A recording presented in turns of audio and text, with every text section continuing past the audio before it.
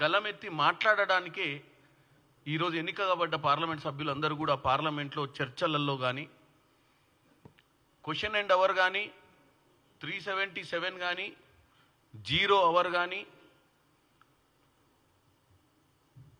Private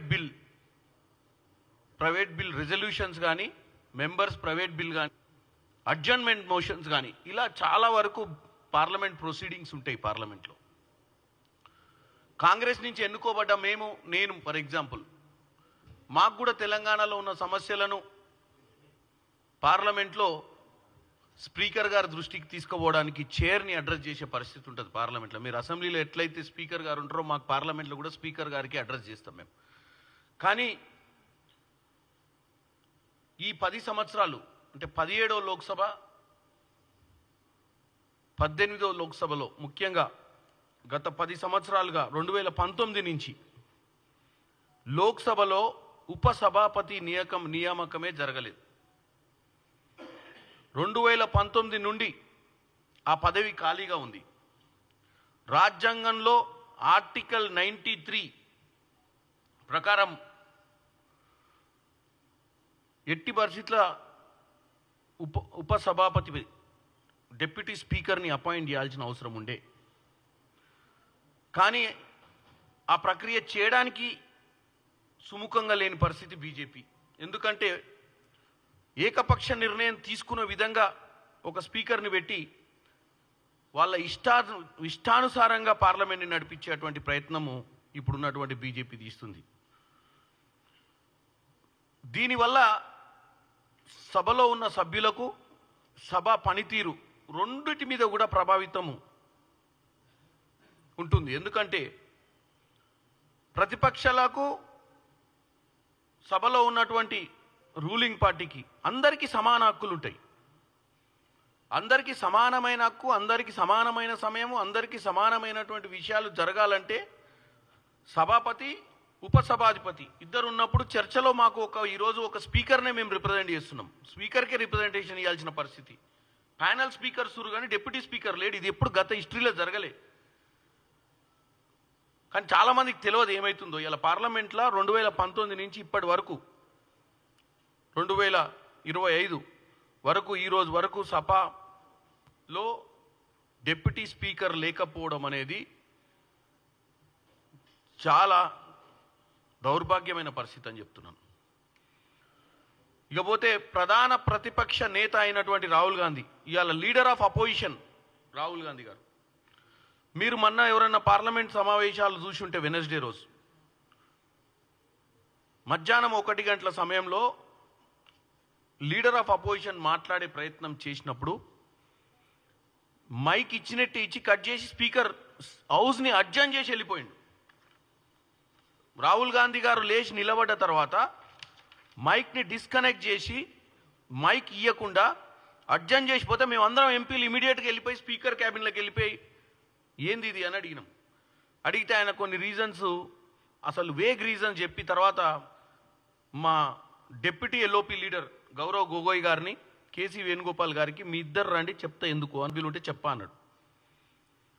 అంటే నేను అనేది ఏంటంటే లీడర్ ఆఫ్ అపోజిషన్ అనేది ప్రధానమంత్రి అయినా లీడర్ ఆఫ్ అపోజిషన్ అయినా ప్రతి సమస్య మీద ఒక చర్చ జరిగినప్పుడు పార్లమెంట్లో లీడర్ ఆఫ్ అపోజిషన్కి కూడా అదే సమయం, అంటే దాని మీద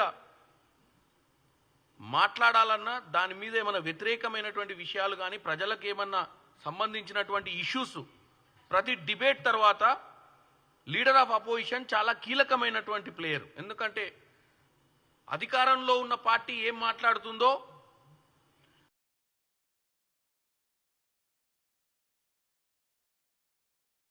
పార్లమెంట్ ఫ్లోర్ మీద వాళ్ళు చెప్పింది ఏకంగా ఒక గంటన్నర స్పీచ్లు అమిత్ షా గారైనా నరేందర్ మోడీ గారైనా లేకపోతే డిఫెన్స్ మినిస్టర్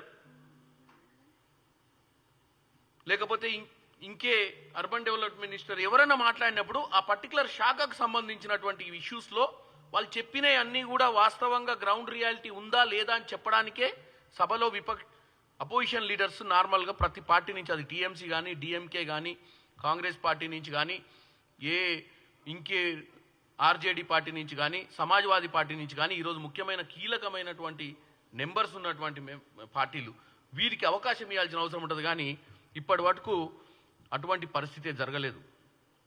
ఎన్నోసార్లు ప్రతిపక్ష నేతలు మాట్లాడి సబ్జెక్టు మొత్తం చెప్పకముందే మైక్రోఫోన్స్ ఆపేస్తారు. మీరు కనుక హౌస్ని ప్రొసీడింగ్స్ లాస్ట్ 1 వీక్లో చూసినట్టయితే కూడా ఎన్నో సందర్భాలల్లో అంశం మొత్తం చెప్పే ప్రయత్నం చేస్తుంటే 30 సెకండ్లలో సబ్జెక్ట్ ఒకవేళ డీవియేట్ అవుతుంది అన్న ఆలోచన ఉంటే ఇమీడియట్గా దాన్ని డిస్కనెక్ట్ చేసే ప్రయత్నం చేస్తారు. ఈ విషయంలోనే ఇట్లాంటి చాలా విషయాలు ఉన్నాయి. ఇంకా సభా నిర్వహణ కమిటీ సలహా కమిటీ అంటే బీఏసీ అంటే బిజినెస్ అడ్వైజరీ కమిటీ డిసైడ్ చేస్తుంది పార్లమెంట్లో రేపు ఏం జరగాలి బిజినెస్ అవర్సు దానికి సంబంధించింది. ఈ మధ్య బీఏసీ అనే దాన్ని ఫాలోనే కావట్లేదు. బిజినెస్ అడ్వైజరీ కమిటీ సంబంధం లేకుండానే బిజినెస్ని స్పీకర్ గారు ఆఫీస్ ద్వారా బిజినెస్ని నిర్ణయిస్తుర్రు. దీనికి నిదర్శనం మన ప్రధానమంత్రి మోడీ గారు ఈ వారం కాక ఇంతకుముందు వారంలో ఎవరికి తెలియదు మాకు ఇచ్చిన బిజినెస్ డాక్యుమెంట్ ఏదైతే ముందు రోజు ఈవినింగ్ మాకు వస్తుందో మా ఈమెయిల్స్కి దాంట్లో ప్రధానమంత్రి గారి స్పీచే లేదు. తీరా పోయి హౌస్కి పోయి చూస్తే 12 గంటలకు ప్రధానమంత్రి గారు వచ్చారు. క్వశ్చన్ అవర్ కాగానే వచ్చి ఏంటంటే ప్రధానమంత్రి గారు సంబల్ ఇష్యూ మీద మాట్లాడతారని చెప్పి. సంబల్ ఇష్యూ అనేది ఈరోజు చాలా కీలకమైన అంశం. సంబల్ మీద మనం ఎప్పటి నుంచి మణిపూర్ మీద కానీ సంబల్ కానీ ఎక్కడెక్కడైతే రాయిట్స్ అవుతున్నాయో భారతదేశంలో వాటి మీద ప్రధానమంత్రి గారు చర్చ చేయాలని కోరుకుందే మేము. మరి కోరుకున్నప్పుడు ప్రధానమంత్రి గారు ఏదో చర్చకు వస్తున్నారంటే మా సభ్యులు కూడా ఎవరన్నా ముఖ్యమైనటువంటి అపోజిషన్ లీడర్స్ కానీ ముఖ్యంగా ఉత్తరప్రదేశ్లో సంబల్ ఇష్యూ ఉంది కాబట్టి అక్కడ ఉన్నటువంటి సమాజ్వాదీ పార్టీకి సంబంధించినటువంటి అఖిలేష్ యాదవ్ గారో లేకపోతే అఖిలేష్ యాదవ్ గారికి సంబంధించి వాళ్ళ స్పీకర్స్ ఎవరన్నా వచ్చి ఆ ఇష్యూ మీద రేస్ చేయడానికి ప్రిపేర్ అయ్యి వస్తారు. కానీ ఏం చెప్పకుండానే ప్రధానమంత్రి గారు వచ్చిర్రు, మాట్లాడిరు, దాని మీద క్వశ్చన్ ఎత్తడానికి ప్రయత్నం చేస్తే హౌస్ని అడ్జైన్ చేసి వెళ్ళిపోయారు. అంటే ఆయన మెసేజ్ ఒక్కటే ప్రజలకు ఇచ్చేసి దాని మీద ఫర్దర్ చర్చ కాకుండా అక్కడికక్కడికి ఆ సబ్జెక్ట్ని క్లోజ్ చేసిరు. సో ఇది బీఏసీ నిర్ణయాలను కూడా పట్టించుకోలేని పరిస్థితి ఈరోజు పార్లమెంట్లో వచ్చింది. అలాగే బడ్జెట్ మరియు వివిధ మంత్రిత్వ శాఖల్లో జరుగుతున్న గ్రాంట్స్, ఎందుకంటే ఇప్పుడు పార్లమెంట్లో బడ్జెట్ నడుస్తుంది, చర్చలో కీలక మంత్రిత్వ శాఖలను మినహాయించేసారు. బడ్జెట్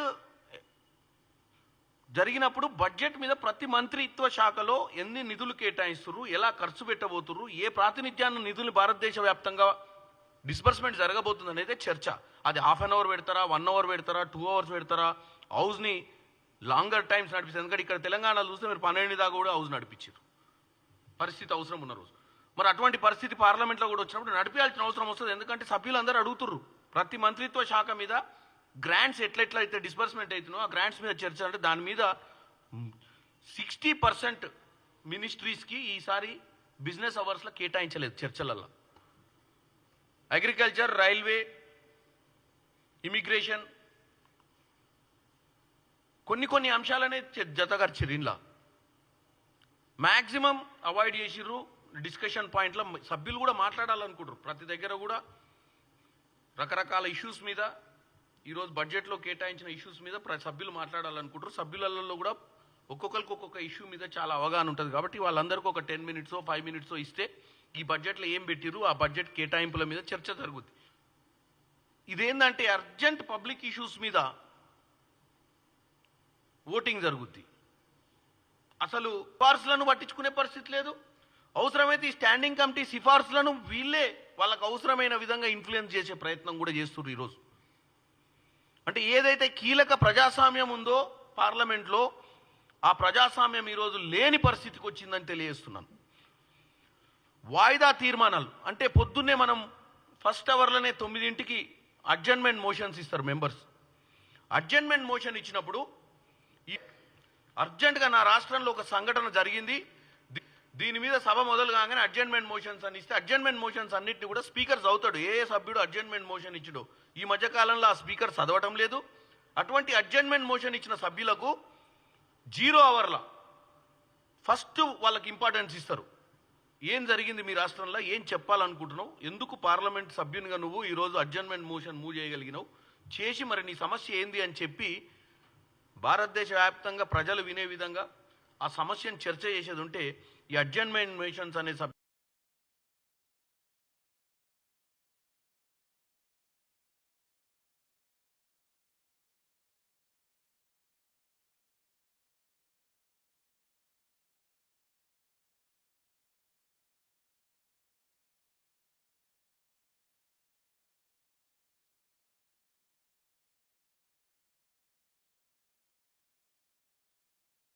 బిల్లులు కొన్ని పెంచి అందరం కూడా ఇవి కూడా అన్ని లక్కీ డ్రా అన్ని కూడా డ్రాప్లు వేస్తారు, డ్రాప్లోనే సెలెక్ట్ అవుతాయి. ఎందుకంటే చాలా మంది అడగాలనుకుంటారు కానీ కొన్నే సెలెక్ట్ అయితే ఆ సెలెక్ట్ అయిన అంశాలనే ప్రైవేట్ మెంబర్స్ బిల్స్ కానీ రెజల్యూషన్స్ కానీ పెడతారు.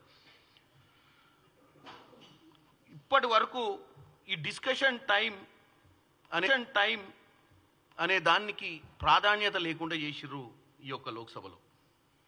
ఇక పోతే సన్సద్ టీవీ మీరు చూసినట్టయితే సన్సద్ టీవీ ఏదైతుందో ఆఖరికి ఆ సన్సద్ టీవీలో కూడా ప్రతిపక్షాలను చూపించే ప్రయత్నమే చేస్తలేరు. కేవలమైన రూలింగ్ పార్టీకే ఎక్కువ ఇంపార్టెన్స్ ఇస్తున్నట్టు పదే పదే కంప్లైంట్ చేసినాం. ఏమనంటే రూలింగ్ పార్టీ సభ్యులు ఉన్న సైడ్ కూడా ప్రతి సభ్యుడు మాట్లాడేటప్పుడు కానీ ప్రతి సభ్యుడు డిస్కషన్లో అడిగిన క్వశ్చన్ తర్వాత సభ్యులను ఇటు సైడు అటు సైడ్ చూపించాల్సిన అవసరం, సమయం మొత్తం కూడా రూలింగ్ సైడు మినిస్టర్స్ కూర్చున్న సైడే మ్యాక్సిమం కెమెరా తిప్పి పెడుతురు. అపోజిషన్ సైడ్ 200 పైచిలుకున్నటువంటి అపోజిషన్ సభ్యుల సైడ్ కానీ అటు కానీ ఎక్కువ ప్రాముఖ్యత లేకుండా వాళ్ళకి అసలు టోటల్గా ఈరోజు అపోజిషన్ అనే దాన్ని నిర్వీర్యం చేసే ప్రయత్నం చేస్తున్నారు పార్లమెంట్లో అన్ని విధాలుగా అని చెప్తున్నా.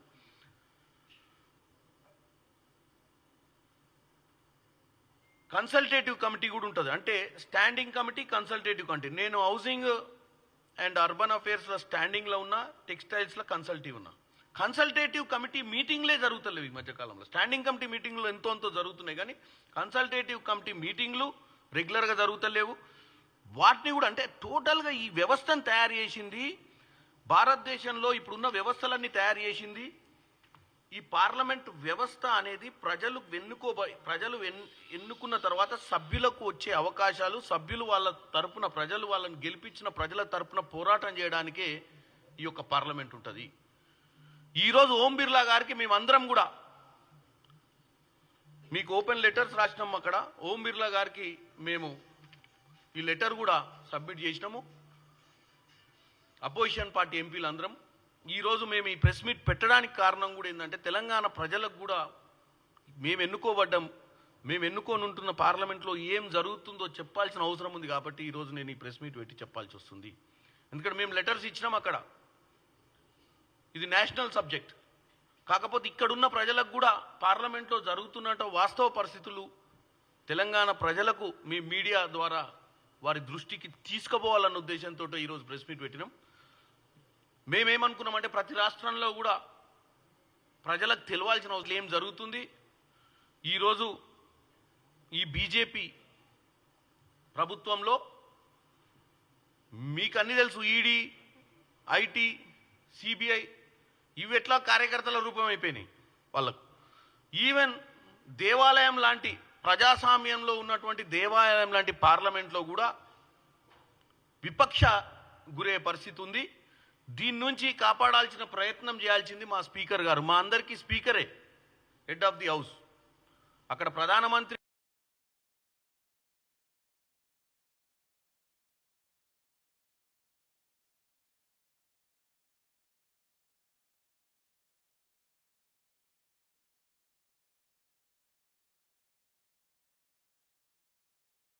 ఐదు గంటలు సమయం ఇచ్చినప్పుడు ఏ నెంబర్లు ఎంత ఉందో ఆ నెంబర్ల ప్రకారమే అవర్స్ అండ్ మినిట్స్ స్ప్లిట్ అవుతాయి.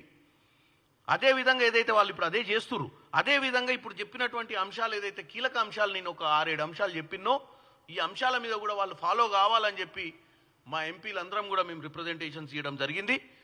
వీటిని డెఫినెట్గా ఓం బిర్లా గారు మా స్పీకర్ గారు మేము ఇచ్చినటువంటి రిప్రజెంటేషన్ని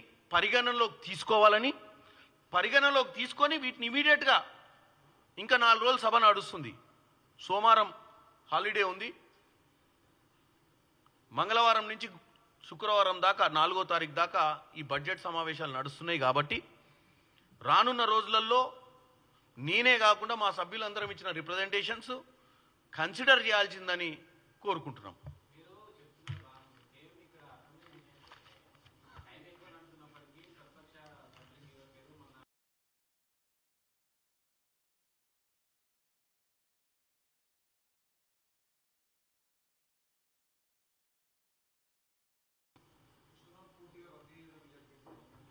నేను ఒకటి చెప్తున్నా, మా సభ్యులు ఏం చెప్తున్నారంటే, నేను పార్లమెంట్లో నుంచి వచ్చినప్పుడు అప్పుడప్పుడు మీకు తెలుసు నేను అసెంబ్లీకి వచ్చినప్పుడు మా సభ్యులు ఏమంటారంటే, ఏందన్నా మనం రూలింగ్ నుండి కూడా స్పీకర్ మా సైడ్ చూస్తలేడు, మొత్తం ఆయనకే ఇస్తారు వాళ్ళకే ఇస్తారు అని చెప్పారు. మరి దీన్ని ఏం చెప్పాలి? నేనేమంటున్నా, స్పీకర్ గారు, నేను అట్లంటలేదు, వాళ్ళు చెప్పిన దానికి చెప్తున్నా. అంటే బయట మాట్లాడే అంశాలను హౌస్లో ఉన్న వాళ్ళకు, హౌస్లో జరుగుతున్నటువంటి అవర్స్ మీద అవగాహన ఉన్న వాళ్ళకి తెలుస్తుంది ఎన్ని గంటలు ఎవరు మాట్లాడారు అనేది. మీకు మినిట్స్ కూడా తెప్పించుకోవచ్చు. ప్రతిపక్షాలు అనవసరమైన వాదన పెట్టుకున్నప్పుడు స్పీకర్ మైక్ కట్ చేశాడు. ప్రతిపక్షాలు కన్స్ట్రక్టివ్ డిస్కషన్లలో పాల్గొన్నప్పుడు, సమాధానం ఇచ్చేటప్పుడు కానీ, ప్రశ్న అడిగేటప్పుడు కానీ, జరుగుతున్న సబ్జెక్ట్కి కనెక్టెడ్ ప్రశ్నలు కానీ, కనెక్టెడ్ సమాధానాలు కానీ చెప్పినప్పుడు ఎట్టి పరిస్థితుల్లో కూడా స్పీకర్ డిస్టర్బ్ చేయొద్దు, చేస్తే తప్పు. కానీ దాన్ని కూడా రాజకీయ చేసినప్పుడు డెఫినెట్గా స్పీకర్ పరిధి దాటి మాట్లాడినప్పుడు స్పీకర్ వాళ్ళ మైకులు కట్ చేయడం కానీ, వాళ్ళ టైంని కట్ చేయడం కానీ జరుగుతుంది. ఇదైతే రెగ్యులర్ ప్రాసెస్.